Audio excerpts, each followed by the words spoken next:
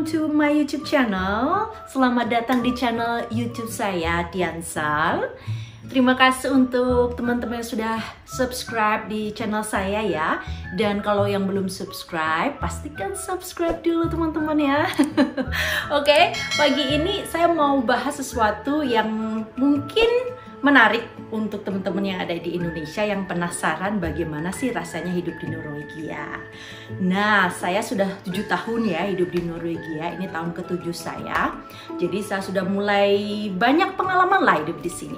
Oke, yang pastinya pengalaman saya ini berdasarkan pengalaman saya aja. Mungkin ada teman-teman lain yang pengalamannya berbeda, sedikit berbeda dengan saya, tapi saya juga berusaha untuk seobjektif mungkin mengumpulkan data juga gitu ya. Jadi bukan sekedar ngomong aja.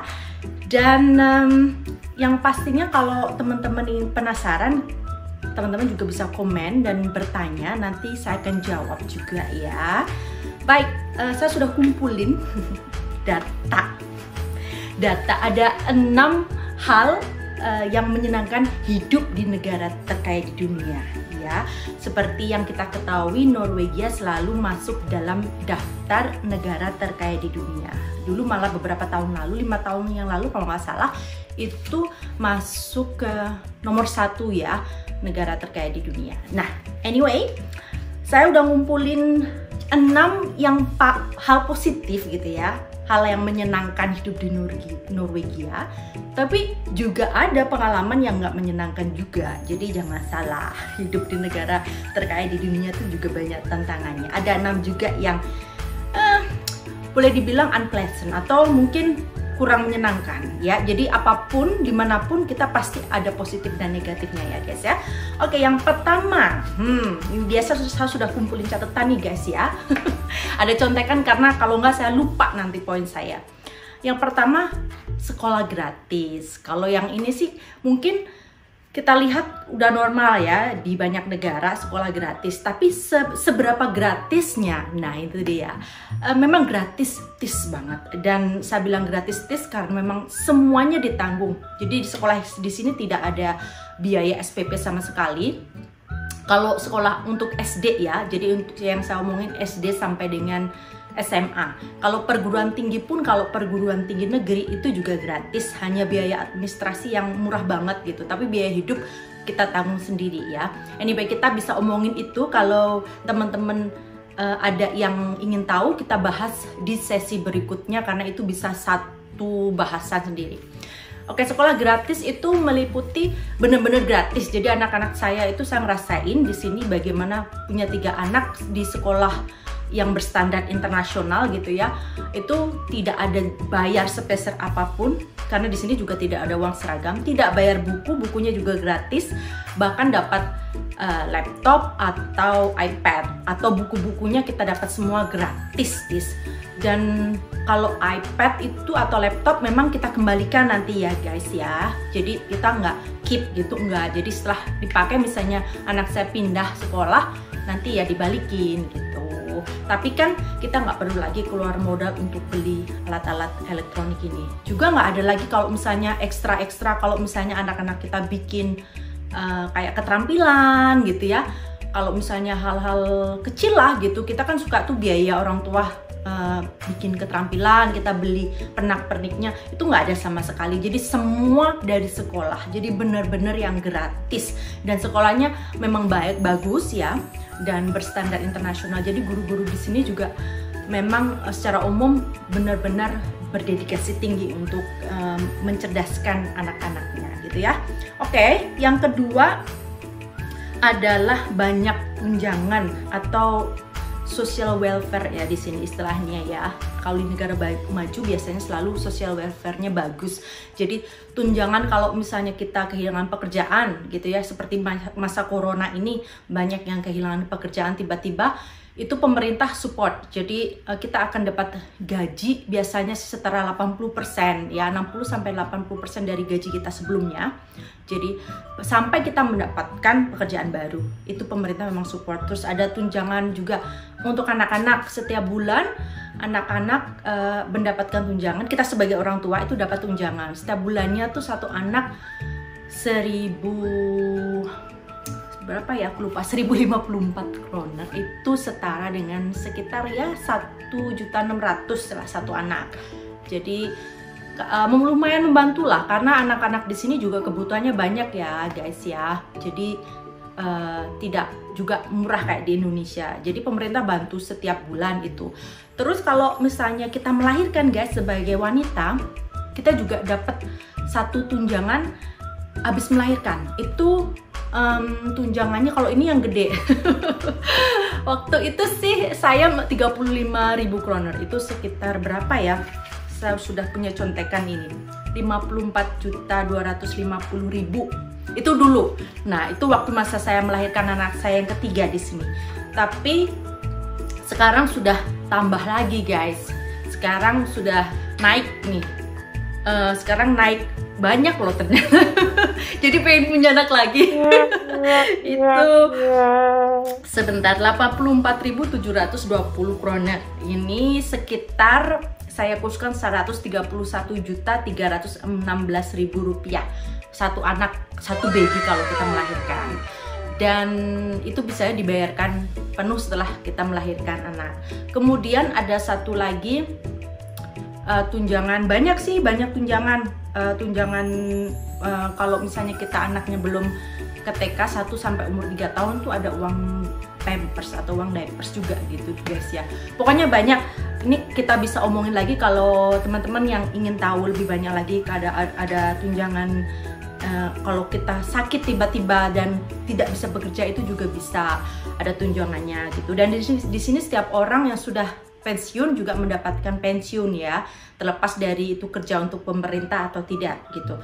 Jadi itu tunjangannya banyak sih sebenarnya guys. Tunjangan ini yang mungkin kalau mau dibahas bener-bener habis nanti waktunya ya. Kita bahas, kalau ada yang ingin penasaran kita bisa bahas ini di sesi berikutnya gitu ya.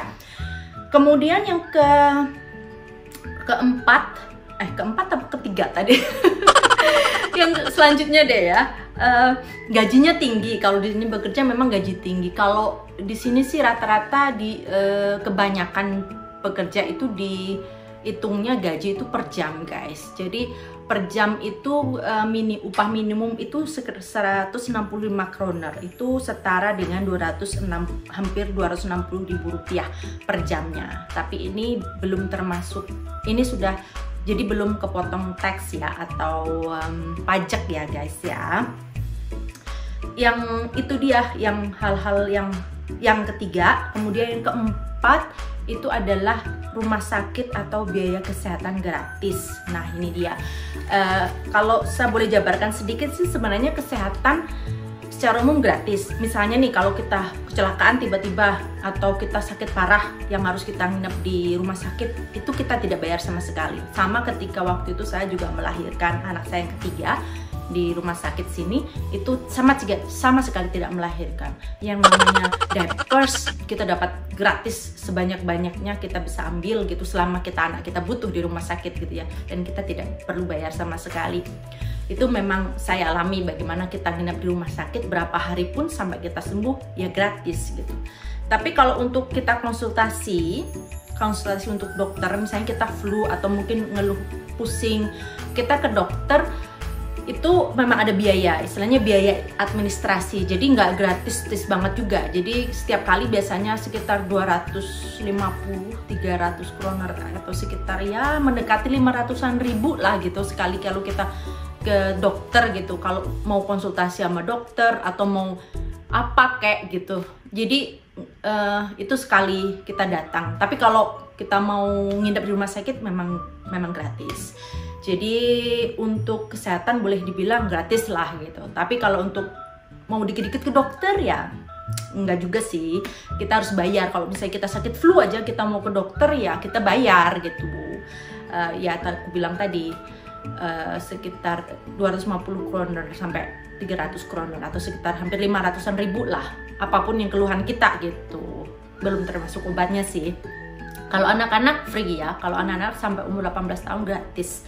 Dan juga satu lagi, anak-anak juga gratis untuk kesehatan dan cek gigi ya, kesehatan gigi. Jadi mereka gratis untuk dokter gigi sampai anak-anak umur 18 tahun, itu benar-benar tidak perlu bayar sama sekali. Juga tidak perlu lagi biaya administrasi tadi. Oke, selanjutnya adalah yang saya suka di sini, alam Norwegia itu indah. Memang indah banget di sini guys ya, bersih, bagus gitu. Di sini kebanyakan alamnya tidak crowded, jadi kita masih bisa jalan-jalan dan menikmati kehidupan di luar, menikmati keindahan alam Norwegia yang cantik banget. Banyak view yang berkelok-kelok gitu ya, yang nggak ada di negara-negara Eropa lainnya. Jadi kita juga beruntung gitu ya. Itu dia gunung-gunung yang cantik, dan kalau bisa merasakan 4 musim lah gitu, berbeda.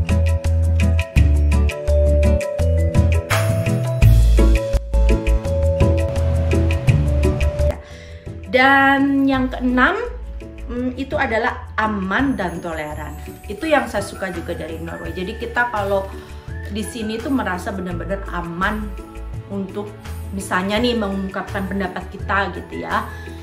Jadi orang di sini nggak ada istilahnya terlalu mencampuri urusan pribadi. Jadi kalau kita mau misalnya orientasi seksual seperti apa, itu urusan kita. Jadi itu masalah pribadi kita. Orang tidak akan tanya kalau misalnya kita sudah menikah atau belum. Itu termasuk salah satu yang tidak sopan untuk ditanyakan juga sebenarnya kalau kita belum kenal gitu ya. Jadi memang secara umum orang Norway toleran banget. Jadi mereka sebenarnya orang yang suka membantu juga sih, kebanyakan orang Norway, walaupun mereka kebanyakan tidak terbuka ya, tapi mereka sebenarnya orang Norway itu baik-baik. Kalau pengalaman saya selama ini, mereka suka bantu gitu, dan mereka juga suka bantu negara lain. Misalnya kalau ada negara lain yang mengalami kesusahan, bencana gitu ya, mereka selalu bantu. Norway juga bantu, salah satunya melestarikan rainforest atau hutan di Indonesia. Pemerintah Norway itu menyumbangkan banyak deh, saya lupa nomornya, tapi numbernya atau the amount, tapi banyak, miliaran setiap tahunnya gitu ya. Dan di sini aman untuk anak-anak, itu yang saya syukuri banget di sini tuh. Jadi kalau kita di sini nggak ada sih, kebanyakan anak-anak SD itu kalau sekolah nggak ada, kebanyakan tidak diantar ya, karena memang mereka sekolah yang paling dekat dari rumah mereka. Jadi mereka jalan sendiri, pulang sendiri, tidak diantarkan. Jadi mereka juga melatih kemandirian anak-anak, dan mereka aman gitu di jalan, nggak ada yang orang yang culik kayak gitu. Hampir tidak ada kasus seperti itu. Saya bilang hampir itu bukan berarti tidak ada sama sekali ya, pasti ada 1-2, tapi itu bisa dihitung deh gitu. Jadi nggak ada kasus pencurian selama udah berapa tahun di sini, saya juga nggak pernah dengar gitu. Jadi secara umum aman banget gitu guys ya. Sebagai orang tua itu penting banget kalau buat saya. Nah itu dia hal-hal positif tinggal di Norwegia. Gimana rasanya tinggal di negara terkaya di dunia. Memang asik ya. Jadi kalau ingin tahu lebih banyak boleh komen ya guys ya, atau share video saya ini. Kemudian ada sisi negatifnya guys. Jadi saya tidak akan bohong gitu ya, dan tidak bilang enak-enaknya saja gitu ya, karena memang ya begitulah hidup di sini, namanya juga hidup. Oke. Hal yang kurang menyenangkan adalah semua serba mahal, yang pasti ya, karena di sini juga gaji tinggi, jadi semuanya mahal, bener-bener dari yang namanya transportasi, misalnya biaya hidup sehari-hari gitu, kebutuhan pokok itu lebih mahal kalau dibandingkan dengan negara-negara Eropa lainnya. Misalnya Eropa bagian, kalau oleh Eropa Utara memang rata-rata lebih mahal ya. Eropa Utara tuh negara-negara Skandinavia kayak Norwegia, Denmark, Swedia, Finlandia, Islandia, itu memang semuanya termasuk negara termahal di dunia. Tapi Norway memang yang paling mahal dibandingkan dengan misalnya dengan Swedia, itu jauh lebih murah daripada di Norwegia ya. Di sini semuanya mahal. Kemudian Yang kedua yang saya rasakan juga sempat gitu ya, mencari pekerjaan itu sulit di sini. Jadi sepertinya kita dengar negara terkaya di dunia semua pasti kaya-kaya gitu ya. Kok cari kerjaan sulit? Tapi memang benar sih, saya juga nggak tahu kenapa, walaupun di sini termasuk angka pengangguran rendah, tapi kenyataannya memang tidak mudah juga cari pekerjaan. Apalagi kalau kita orang luar, kita imigran atau kita memang bukan dari orang Norway, yang pengalaman kita kebanyakan dari negara kita seperti saya dulu gitu ya. Walaupun saya sudah istilahnya banyak pengalaman di TV, di radio, bekerja di berbagai macam bidang dan perusahaan, itu tidak mudah juga cari pekerjaan di sini guys. Kalau kita itu misalnya nggak punya pengalaman di sini. Awal-awalnya dulu saya ngalamin. Sekarang sih saya kerja ya, saya sudah 5 tahun kerja di Norwegia, jadi bayar pajak juga gitu ya. Tapi gimana saya merasakan susahnya dulu cari pekerjaan itu memang benar-benar nyata. Dan mungkin saya yakin ada banyak juga pengalaman teman-teman lainnya. Apalagi sekarang ini masa corona, banyak sekali orang di sini yang kehilangan pekerjaan. Jadi bukan hanya di Indonesia saja guys. Di sini juga banyak yang susah cari kerja gitu. Bedanya kalau di sini orang tidak akan susah, istilahnya kalau untuk makan aja bisa gitu ya, karena begitu orang kehilangan pekerjaan atau orang tidak bisa menemukan pekerjaan, pemerintah akan bantu. Dalam artian tidak banyak, tapi cukup untuk hidup pas-pasan gitu, cukup. Jadi istilahnya orang tidak akan tidur atau kelaparan di jalan, itu tidak mungkin terjadi gitu ya guys ya. Tapi ya itu tadi, kenyataannya tidak mudah juga gitu hidup di sini. Oke? Kemudian cuaca yang tidak menentu. Ini dia, ini challenge terbesar saya sampai sekarang gitu ya, tinggal di Norwegia. Karena dulu saya tinggal di Indonesia itu tidak ngerasain bagaimana matahari itu nikmatnya itu luar biasa. Matahari bersinar tiap hari itu adalah anugerah guys. Bener. Kalau Anda semua enggak ya, kalau teman-teman semua belum ngerasain hidup di negara yang mataharinya sedikit, nggak tahu gimana penderitaannya. Dan kalau saya hanya ceritakan saja, itu mungkin teman-teman tidak bisa bayangin juga, karena lain gitu. Kalau tidak kesini ngerasain hidup di sini, bagaimana cuaca di sini menyiksamu. Gitu istilahnya ya. Jadi kalau tidak ngerasain di sini nggak tahu, tapi itu intinya. Cuaca di sini tidak menentu, dan apalagi kalau sedang winter ya. Kalau winter itu bener-bener yang susah deh pokoknya dibayangin.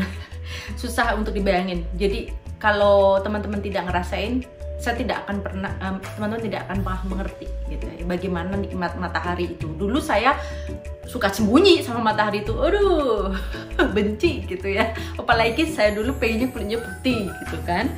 Begitu kena sinar matahari dikit langsung pakai sunblock, langsung itu pakai kaos tangan. Zamannya SMA kalau saya pakai naik motor harus pakai kaos tangan. Kaos tangan ya, sarung tangan gitu kan, bener-bener pakai payung. Kalau di sini guys, aduh ada matahari, mari kita lari menemui matahari. Oke, itu dia, cuaca yang tidak menentu itu benar-benar pengaruh ke mood kita ya. Yang keempat yaitu winter. Winter yang gelap dan dingin, itu dia guys. Ini benar-benar yang sampai sekarang saya belum bisa beradaptasi. Ini saya ada cuplikan di sini ya, cuplikan bagaimana selama winter di sini, bagaimana matahari itu cuma beberapa jam saja muncul, mungkin 3-6 jam gitu. Ini videonya kita lihat. Hai, sekarang saya baru bangun pagi dan masih kelihatan muka bantalnya. Harus bersih-bersih, lihat nih, anak-anak baru berangkat sekolah. Jadi di sini jam 9, setengah 9 pagi sekarang. Lihat masih gelap di luar, setengah 9 pagi masih gelap. Tuh. Bener-bener nggak seperti di Indonesia.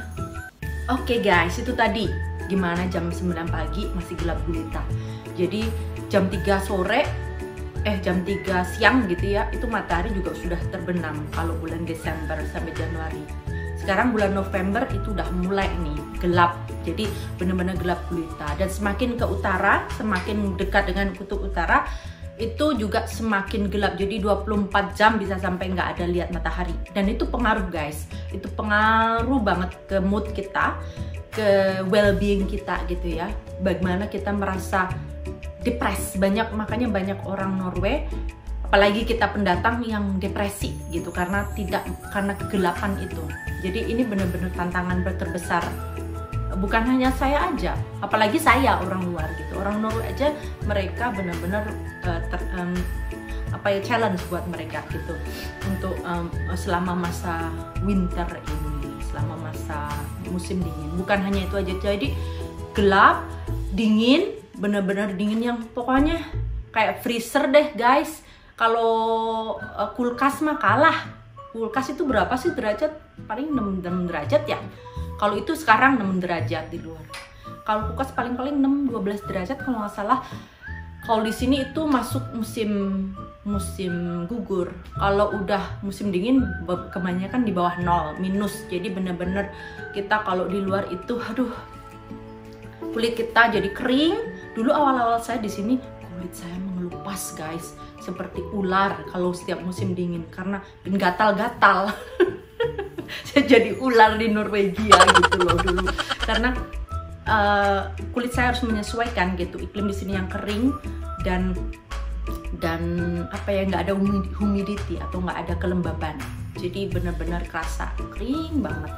Dan ya itu tadi, dinginnya luar biasa. Jadi saya tidak bisa jelasin. Kalau ngerasain bagaimana dingin menusuk tulang itu yang digambarkan pas saya baru tahu rasanya dingin yang bisa bikin menusuk tulang, yang benar-benar memang sakit kalau kita di luar kelamaan gitu ya.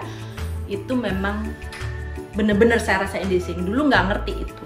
Jadi kalau yang poin ini percuma saya jelasin kalau teman-teman tidak ngerasain dan menjalani hidup di sini gitu ya. Kemudian yang kelima, itu membosankan. Yes. Memang begitulah hidup di Norwegia itu. Kalau saya bilang semuanya memang aman gitu. Orang juga jarang ada kriminalitas gitu. Tapi hidup di sini memang membosankan, teman-teman.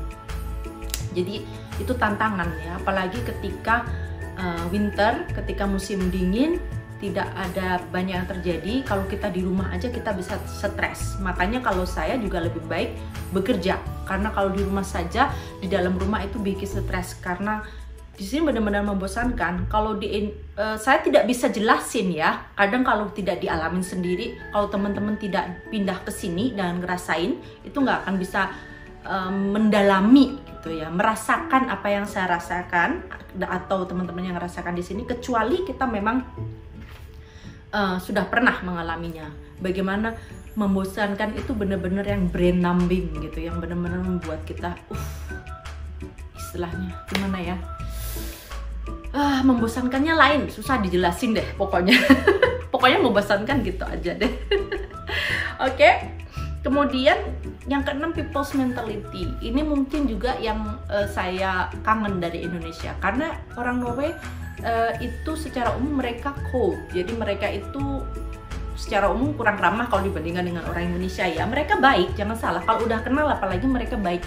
Malah mereka itu care, lebih care yang saya rasakan daripada orang Indonesia. Banyak teman-teman saya orang Norway yang sudah kenal, itu kalau kita ada apa-apa mereka benar-benar bantu gitu. Tapi secara umum orang, karena itu tadi, karena orang di sini menghargai privasi gitu ya, mereka tidak biasanya segan atau tidak akan tanya hal-hal yang bersifat privasi kalau sudah kenal. Kalaupun sudah kenal satu keluarga pun mereka bener-bener menjaga guys. Jadi contohnya keluarga dari suami saya itu juga gitu. Jadi mereka nggak akan tanya ke, misalnya apalagi mereka sudah dewasa gitu ya, ke misalnya kakaknya gitu, oh kamu pacarmu siapa, gimana, kamu udah merasa oke, itu mereka nggak akan tanya seperti itu guys, karena mereka tanya gimana kabarmu ya, tapi nggak akan nanya secara detail kayak pacar. Misalnya mereka nggak mau cerita, mereka menghargai banget dan tidak akan tanya. Beda banget sama orang kita kan. misalnya kita ini pasti orang tua kita benar-benar cenderung intervensi gitu. Siapa pacarmu? Di mana ini? Blablabla, banyak deh yang ditanyain. Kalau orang tua sini juga gitu. Mereka tidak akan terlalu intervensi. Dan itu makanya pengaruh banget ke orang, jadi banyak basa-basi gitu. Jadi istilahnya basa-basi di luarnya, tapi mereka nggak interaksi tuh nggak dalam gitu karena kebanyakan basa-basi ini, karena mereka ada boundaries gitu ya, boundaries atau limitation atau pembatasan antara kehidupan sosial antar satu sama lain. Jadi ini membuat mereka they respect to each other so much that akhirnya jadi mereka agak segan untuk tanya yang terlalu privasi, dan akhirnya itu terbawa ke mentality secara umum. Ya gitu dia, saya merindukan orang Indonesia yang lebih terbuka gitu ya, kalau marah-marah gitu kalau ketawa-ketawa ngakak gitu kan. Kalau di sini tidak terlalu seperti itu sih, ada tapi nggak terlalu kayak di Indonesia keterbukaannya. Jadi itu bikin akhirnya juga kondisinya berbeda gitu secara sosial, secara umum gitu guys. Oke, itu dia. Jadi 6 hal positif dan negatif gimana rasanya hidup di negara terkaya di dunia ya. Ya sekali lagi ini pengalaman saya pribadi gitu ya. Jadi kalau ada teman-teman yang merasa pengalamannya berbeda dengan saya, ya mungkin bisa di-share di kolom komentar. Nanti kita bisa bahas di sesi berikutnya, atau mungkin juga mungkin kalau ada yang bertanya gitu ya, saya persilahkan. Oke, makasih yang sudah meluangkan waktu untuk nonton, dan saya akan share lagi nanti kehidupan di Norway lainnya, misalnya bagaimanakah cara bisa hidup di Norwegia misalnya nih. Kalau teman-teman tertarik kita bisa bahas di sesi berikutnya juga gitu ya. Oke, ada banyak cara untuk bisa hidup di Norwegia kalau Anda berminat. Oke, makasih. Yang pastinya kalau yang belum subscribe, saya ingatkan untuk subscribe. Dan kita jumpa lagi di sesi berikutnya ya. Selalu jaga hal positif, dan juga jangan lupa untuk selalu bersyukur dan selalu bahagia. Bye-bye.